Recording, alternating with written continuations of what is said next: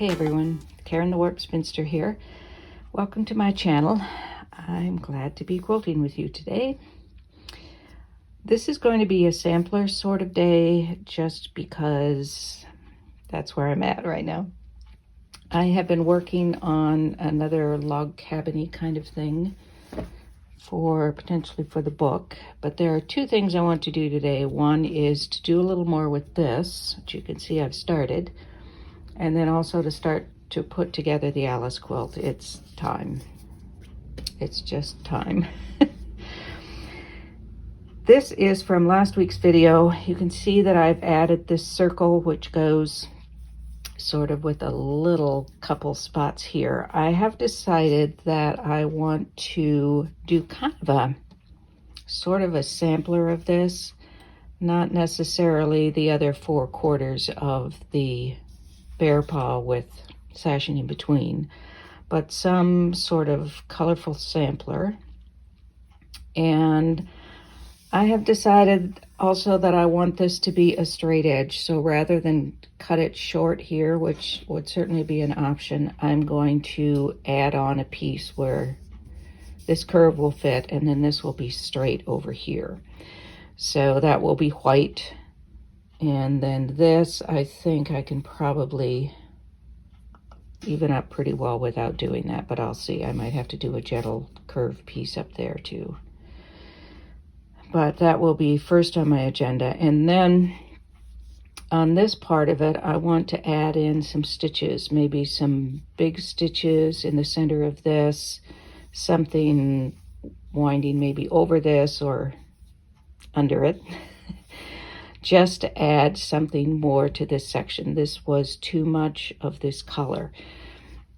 This will be less, probably in the end, less about the bear claws here and more about this. That's just the way it turned out. I might do another piece for the sampler that is as much smaller here, and so in relationship to that, these will look much larger and be more prominent. Be different fabrics, probably will still have stripes in it. In fact, I gave some thought to putting a stripe over here, but I think that's too distracting from where I want the eye to go, which is here. So the first thing that I'm going to do is add a strip on over here and maybe up here just to even it out a little bit. And then we can come back and talk about what I want to do here. I'm still pondering that. These pieces may end up not being this wide. I just wanted to have a little wiggle room whenever I get to a point where I'm deciding how to put things together. My sentiment for the day is that sometimes it pays to have too many hobbies. I went to my thread stash and found some threads that I might use for some stitching. And I think I want to do straight and curvy lines, and then I'm even thinking I might want to do some French knots that sort of spread out over everywhere and have them dense in some spots and then more sparse further out, which will probably take me a while, but I do want to map out how I think I want this stitched. So we're going to have the eye going to this a lot. So I want to pull the eye around a little more. So I think I will use maybe this pink and this blue-green and maybe go out into the claws out here. And then maybe some through here. Plan to use tiger tape, which is just masking tape that has 1/4 inch marks on it, so that when I'm doing the big stitch, I can be accurate with the stitches. So that will be next on the agenda. And while I was digging into stashes, I pulled out these pieces for the next block. So this will be, and it will still have the white background. This will be the points. This will be the main body. They'll be black and white again. And then this for the circle, which is the pop of color. It's going to be a wild quilt, but I'm feeling like I need some wild right now. So I will just do maybe an example of a line that I'm going to do with the tiger tape, and then go on to something else, because I will finish this up off screen. If I get it done before I publish this, I will post a photo, or at least an in-progress photo. I did a big stitch on a straight line here. Well, first of all, I backed this with some low loft cotton batting, and to hide the stitches, especially because I'm on white background here. If I were just on the colors, then I wouldn't worry so much about the stitches in the knots and whatnot showing through. But I also wanted it as kind of a stabilizer, so it serves two purposes. If you had like a fleece or something, that would be fine too. I didn't happen to have any white fleece. I also pinned it in the corners just to kind of hold it in place. And so I have a straight line of big stitches there. And then I've just started doing a few French knots down here. There are going to be many more of those, and there will probably be some more lines as well. But I will do all of that off camera and report back hopefully soon. And the lines are probably just going to be sort of radiating, drawing the eye out that way again. Actually, a lot of those French knots are a little sloppy. I may redo those. So that will be it for that portion at the moment. And the next block, as I said, will be out of these. And you watched me do the block last week, so I don't think we need to belabor that today. Let's talk a bit about Alice. Pardon the change in lighting and probably a little bit shaky camera. I have Alice laid out pretty much the way I think I'm going to put it together. You'll notice we've got some curves in spots and pieces that are just not going to fit together perfectly because I didn't make them to size. I just made them for whatever. So I am going to have to do some fillers or some compensating pieces in between. And I've been thinking I want to do pink rather than white. I've already got some started here as fillers. I don't think I have enough of that pink, however. So I might also do some red. Black is also a possibility. If I do black, it will probably be down at the bottom, and then I'll do some red, and then it will get lighter toward the top. I really am short on pink, so I will, this particular pink, so I will have to see maybe what I have in my stash. There are some places where I might do some additional stitching just because I'm doing a lot of that on this quilt, but not on all the pieces. This one, for example, I could probably do a bit more. And with this, which is really cool, but I'm going to have to pay attention when I'm quilting it because that would be a stickler. The first thing I want to do, though, is I have some striped fabric here, some strips that I need to sew onto these first. That's going to be my first step. I think I will probably just do that in white and a decorative stitch of some sort. They're basically going to be straight lines. They're going to be a little bit curved, but that won't be a problem for most any stitch that I have. It might be this railroad track kind of stitch that I like a lot. There is a cross stitch as well that I like. I hope I'm not making you dizzy, sorry. This stitch, I think, although I love it, I think it's not right for this purpose. It's more of a decorative stitch on its own rather than holding something down. Of course, I could stitch it by hand. I could do it with invisible thread. I could couch some thread next to it so it would be almost like a little piping. But I think I'm just going to do white in a fairly nondescript decorative stitch. So that will be my first step. I use 2 different stitches for attaching these strips. This one is the cross stitch. This one is the what I call the railroad stitch. It's more of a plus stitch, I guess. I like this one better, but they're both okay.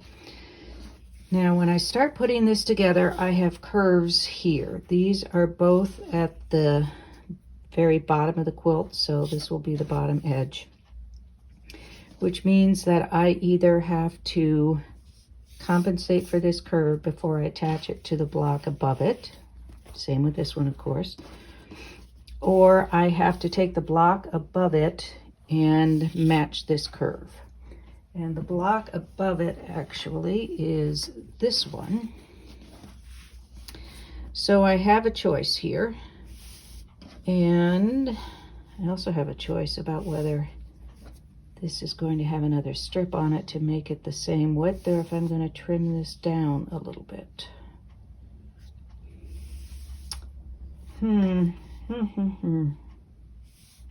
That's a tough one. That's a tough one. I don't want the quilt to look too lined up. So I think I will, in fact, add a strip over here. Possibly of white, but maybe black, maybe red. Choices, choices. I think maybe it will be red, and it's just going to be a narrow stitch. And then I think I will, do I want to match this up, or do I want to have a strip in between here, which actually would tie in kind of nicely with that, wouldn't it?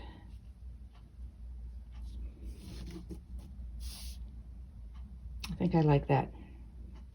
And then a red strip over there. So I will make sure I've got enough here to also cover that red strip with a little wiggle room.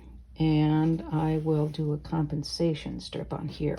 So the way I'm going to do that is to give myself a little wiggle room on either end. And this is just kind of a random width of strip. And then I'm going to match this curve on this piece of black. And I want to try to keep this pretty much straight of grain if I can, because it just makes for a more stable quilt top. I will put on my glove here just for you all. And then I'm going to match this curve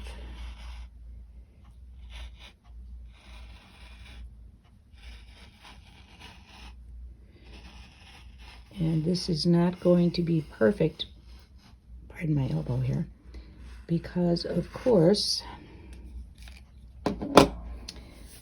we haven't taken a seam allowance into account here. And then I'm going to mark up here where the top of this is, so I know where to start to make sure that I have the curves matching up. If I start too low, then they don't really match up and it ends up not being a good seam.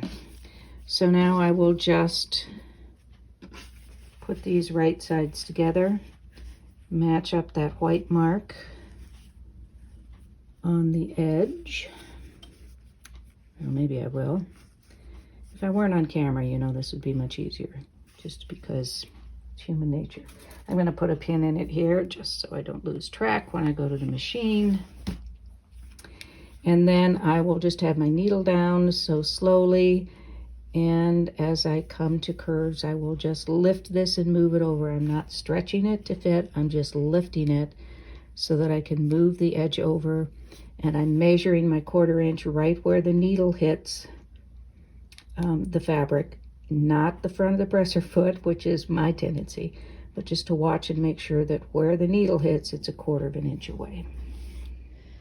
Let's talk about this a little bit in the context of the whole quilt. So this, as I said, is at the bottom here. This is what's next to it, and this strip has been put together already. This will need compensating up here on both those sides, since those are at an angle. It's still pretty straight line for me, so I guess there'll be one straight line in the quilt, unless I change that, which I might, because I generally don't like it just to be columns.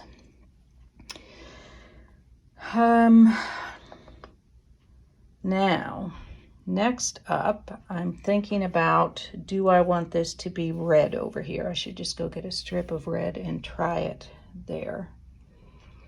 And then I have to think about the context of above it.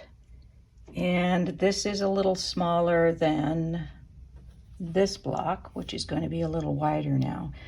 And in order for it to not look like this, I'm going to shift this over and put its compensating piece over on that side, so it's not such a straight line. Which I may do something similar over here. Just for example, take this seam out and shift things so the blocks don't appear in a straight line. I'm going to stitch straight lines, but the blocks will not appear to be so straight because these will, your eye will see the block and the compensators will not seem to be in such a straight line then. So I am just going to, let me grab a red strip to put here and just see how that's going to look in its surroundings. And we'll see how that looks. And here it is with the red strip. And that's all right, actually. I did find some pink though, so let me try some pink there. Here is the pink, roughly. And yeah, that's better. So that gives some continuity from the pink at the edge of this log cabin to the strip in between there. And that I think I like better. So I will add a pink strip on this. So these two together. And then this one I'm not ready to, I just noticed I have some hand stitching left to do on this one. So pardon my plants making an appearance in here. This poor leggy plant has been with me since grad school days, lo, these many decades ago. All right, I think I'm gonna go for the pink. You can let me know if you think that was a good or a bad decision, but that's my decision. That's how it's going to be. And as I get up closer here, do I want to stick with the pink? Since I was trying to go from darker to lighter, I think I'm abandoning that concept because by rights then this would be red and that would be pink, and it's not going to be that way. So we're sort of improvising the layout, I guess. Let me put this pink strip on and then stitch this to it, and we'll see how that looks. And that section is together. Now this was a crooked side here, and I will either need to trim that very close, which I do not want to do, or insert a piece here. Might be pink, might be white. I'm not sure yet, but we're making progress. And then I will need to do the handwork on that and add a piece on there. Or here's the other thing that I plan on doing, and that is to, these are very vertical lines that are going to go pretty much the length of the quilt, or at least the block part of the quilt. But I want to break that up. So over on this section, I will probably make a couple of wide strips so that when I attach it here, it isn't going to be another row. So these will be staggered because of their different sizes, so it won't have that columny or rowy effect. That's pretty much how I'm going to proceed with putting this together.